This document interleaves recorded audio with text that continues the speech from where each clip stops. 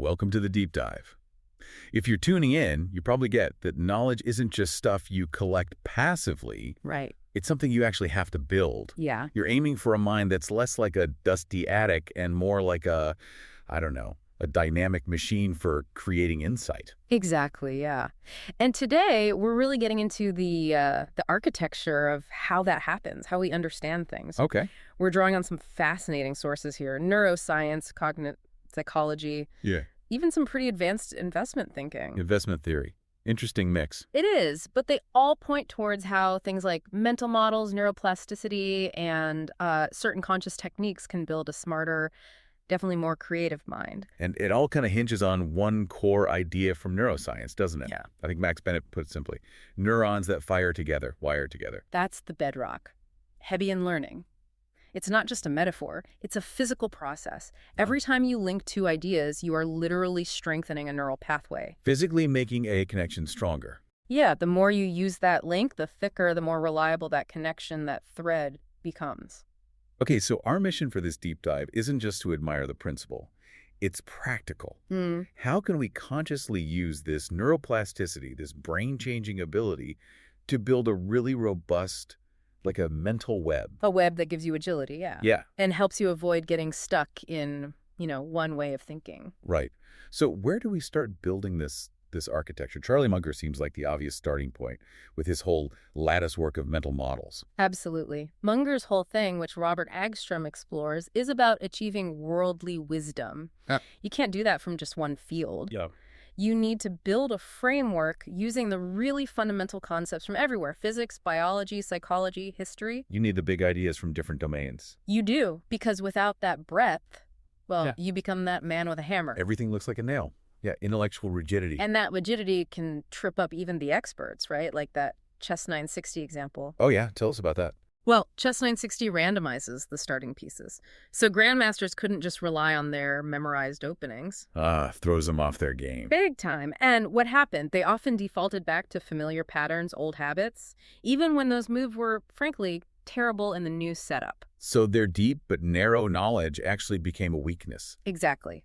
The advantage shifted to players with a broader grasp of underlying principles, not just memorized sequences. Flexibility trumped rigid memory. Okay, that Chess 960 example really drives home the danger of being too narrow. So let's refine Munger's lattice work idea.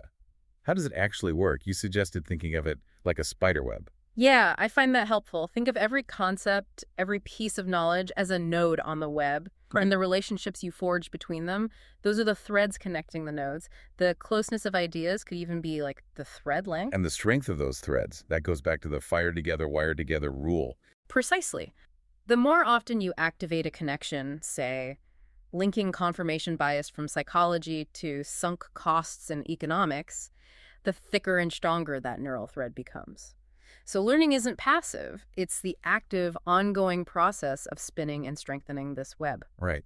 Which, for anyone listening, especially if you're navigating something complex like a new market or technology. Or starting a business, yeah. Having that strong, interconnected web helps you spot things, risks, opportunities that specialists stuck in their silos might completely miss. Definitely. Okay, so we've got the structure, this web idea. Yeah. But a web just sits there, right? Yeah. How do we actively strengthen those threads? What's the work involved beyond just reading more? Well, this is where we need to move from passive consumption to active creation. And a huge part of that is retrieval practice. Retrieval practice, like testing yourself. Essentially, yes. Jordan Peterson describes a version of it. Read something, close the book, then try to summarize it entirely in your own words. No peeking. That forces you to reconstruct it mentally, doesn't it? You're not just recognizing it on the page. Exactly. You're pulling it out of your memory, maybe connecting it to stuff you already know. You're actively weaving those memory hooks. Is there good evidence for this? Oh, absolutely. There was a study, Karpik and Roediger, back in 2008. They found students who practiced retrieving information testing themselves remembered way more a week later compared to students who just kept rereading their notes. Just rereading gave a false sense of familiarity, maybe? Probably. Retrieval is the actual workout for your memory web. Heavy lifting. Okay, so retrieval is key. And if you want to take that to the next level, really master a concept and connect it deeply, that sounds like the Feynman technique. Ah, yes, the Feynman technique. It's brilliant because it forces simplification. How does it work again? 4 steps. That's right, 4 steps. 1, pick the concept you want to understand. 2, Try to teach it out loud, preferably to an imaginary child. Use really simple language, absolutely no jargon. Okay, the teach it simply step. Then, 3. When you get stuck, or you have to use jargon, that's where you found your knowledge gap. Go back to the source material and figure it out. Identify the gaps. Got it. And 4, review and simplify again. Use analogies, make it flow until it's smooth and elegant. You basically refine it until you really get it at a fundamental level. That internal work, that simplification, seems crucial. But what about the environment around us when we learn? I remember reading Benedict Carey's How We Learn, and he had this really counterintuitive idea about breaking study routines. He did, and it flies in the face of all that advice about having one quiet, perfect study spot, doesn't it? Totally. So what's the logic there? Well, the thing is, when your brain encodes information, it doesn't just store the facts in isolation, it grabs the context, too. You know, the smell of the library, the sound of the coffee shop, the chair you were sitting in. Okay, so it links the info to the environment. Right. So if you vary your study environment, study the same topic in different places, you're creating multiple different sets of these contextual cues, all pointing back to the same core piece of information. Huh. So you're creating multiple pathways to the information. What's the payoff for that? The payoff comes when you need to access that information later, especially in a new or stressful place, like an exam room or a big presentation. Right, where usual cues aren't there. Exactly. Your brain isn't relying on just one set of contextual triggers. It has several different routes, several independent ways to retrieve that knowledge. It makes the memory more robust, more accessible under pressure. That's clever. So it's not just abstract facts weaving this web. It's context, too, and feelings, stories. Which brings us neatly to efficiency, and this idea from AI research, actually. Professor Jürgen Schmidhuber talks about compression progress. Compression progress. Sounds techie. Kinda, but the idea is simple. The brain, he argues, is fundamentally trying to be efficient. It wants to take all the complex data coming in and compress it into the simplest, neatest representation possible. Like a mental model, or a scientific law, Yeah. or even just a good metaphor. Precisely. It's looking for elegant shortcuts. And Schmidhuber suggests something really cool. Yeah. That feeling we get, that aha moment when something clicks, when you suddenly understand something complex. That pleasure is actually the brain's reward system firing up because it just achieved a better compression. Wow, okay. So finding that perfect, simple explanation feels good because it's literally more efficient for the brain. That's the theory. It explains why simplification, like in the Feynman technique, is so effective and feels satisfying. It also explains why stories stick with us, right? Carmine Gallo talks about how compelling narratives actually sync up the listener's brainwaves with the storyteller's neural coupling. Yeah, stories wrap information in emotion. They tag the data with a feeling, a state of arousal, which makes the whole network connection much stronger, much more memorable than just, a list of facts. Much stickier. So if we want to make a new idea really secure in our web, the best bet is triangulation.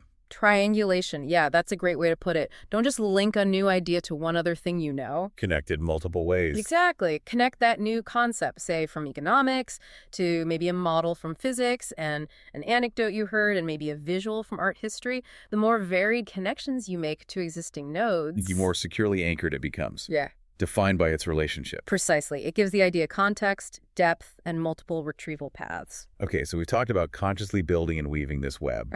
But then there's the slightly more mysterious part, right? Incubation. Ah, yes, the magic of the subconscious. Once you've really immersed yourself, done that hard work of weaving and triangulating, often the breakthrough comes when you step away. The classic shower insight, or the idea that pops up on a walk. Right.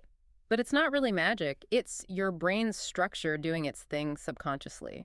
How does that work? What's happening when we're distracted or resting?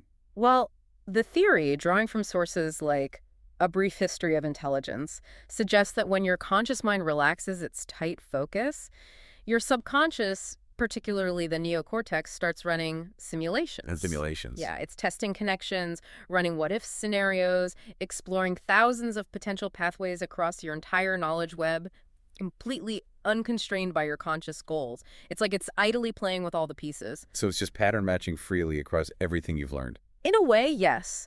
And then maybe some random stimulus, something you see on your walk, a snatch of conversation happens to trigger one of those tentative, unexpected connections between two previously unrelated nodes in your web. And that's the insight. the unexpected connection. That's what we often call serendipity, that sudden leap, that fortunate discovery.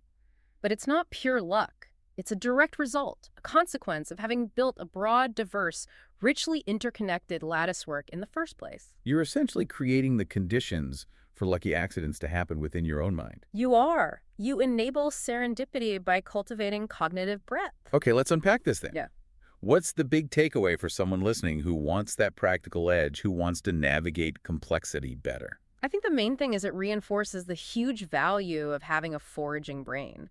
Developing breadth in a world that often pushes extreme specialization. Being a generalist, or at least having broad foundations, isn't a weakness, it's a necessity. It really is. It's what saves you from that man with a hammer trap, the rigidity we saw with the Chess 960 players. But building that breadth isn't just about collecting more information, Yeah. is it? It's about the quality. Oh, absolutely crucial. This demands conscious mental hygiene. Your web is only as useful as the threads you weave it with. Right. Garbage in, garbage out. Exactly. If you're feeding your mind low-quality, biased, or just plain wrong information, you're weaving weak, maybe even toxic threads into your thinking. So learning has to be about acquisition and careful curation. Choosing what goes into the web. And probably the highest form of curation is actually teaching. Teaching. How so? Because to teach something well, you have to distill it. You have to take this vast, messy landscape of information and boil it down to its essential, elegant principles. You're forced to do that compression progress Schmidt Huber talked about. Precisely. You're perfecting the organization and clarity within your own mind in order to transmit it. It's the ultimate test of your own understanding and curation. So connecting this back to making better decisions, maybe in investing or business, it's about having that well-curated web. Yes, built with quality information, rigorously connected. And then maybe combining it with something like Annie Duke's kill criteria. That's a powerful combo. Duke's idea is basically setting your exit conditions before you commit. Non-negotiable benchmarks. So you decide beforehand, if X happens, I get out, regardless of sunk costs. Right. It stops the emotion, the sunk cost fallacy, from overriding the objective analysis your well-structured mental web should be providing. You use the architecture, then use tools like clear criteria or modern tech, what Steve Jobs called a bicycle for the mind, to act on those insights decisively. So the core idea, really, is that the mind isn't just this abstract thing, it's a physical structure. It is. And we are actively designing it, improving it through the conscious effort of connecting ideas, simplifying them, and curating what we let in. That lattice work, that web, it's real. It's physically real. Right. And the quality of your thinking, your insights, your ability to navigate the world depends directly on how deliberately and carefully you spin that web. Okay, so a final thought to leave people with, something provocative. Well, think about this. Joseph Henrich points out research showing that just learning to read, acquiring literacy, physically changes your brain structure. It thickens the corpus callosum, which is the main communication bridge between your brain's two hemispheres, and it actually reorganizes parts of the prefrontal cortex, the area for planning and decision-making. Wow. Just learning to read physically rewires you. Exactly. So the provocation is this. If learning a fundamental cultural skill like reading physically alters your brain's architecture, what other powerful structural changes are you willing to consciously build into your own mind this week? Makes you think. Maybe start by taking the next new thing you learn and consciously trying to triangulate it, connect it to at least 3 different existing points in your web. See what happens.